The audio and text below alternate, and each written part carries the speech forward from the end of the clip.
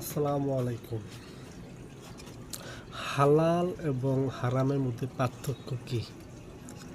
হালাল এবং হারামের মধ্যে পার্থক্য, মেয়ের ভাই তোমাকে মারতে আসবে, মেয়ের বাবা তোমাকে মামলা হামলা দিবে এবং হুমকি ধুমকি দিবে, এবং তুমি মোবাইলে কথা বলতে হবে লুকিয়ে ঝুঁকিয়ে, ভাবির ফোন, বোনের ফোন, বড় ভাইয়ের ফোন, নানির ফোন, দাদির ফোন নিয়ে, রাত্রে কম্বলের নিচে বান্ধবীর ফোন দিয়ে।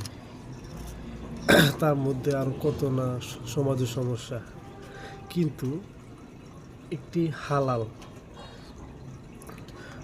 পরিবারের আত্মীয় স্বজন সবাই সুন্দর করে একটি পরিবেশনা, একটি আয়োজনের মাধ্যমে উভয় পক্ষর জমজমাট একটি আয়োজন হবে। ভালো খানা পিনা, ভালো পোশাক আশাক, এবং কি ছেলের বাবা মা একটি প্রাইভেসি রুম তৈরি করে রাখবে। তোমাদের দুজনের মিলিতে তাদের সবার খুশি, দুই পরিবারের সবার খুশি।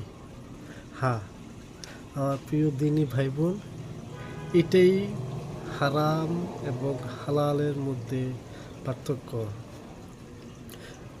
সো প্রিয় দিনী ভাই বোনরা, আসুন আমরা সবাই হারাম পথ থেকে দূরে থাকি, হালাল উপায়ে নিজেকে তৈরি করি। আলহামদুলিল্লাহ। আসসালামু আলাইকুম।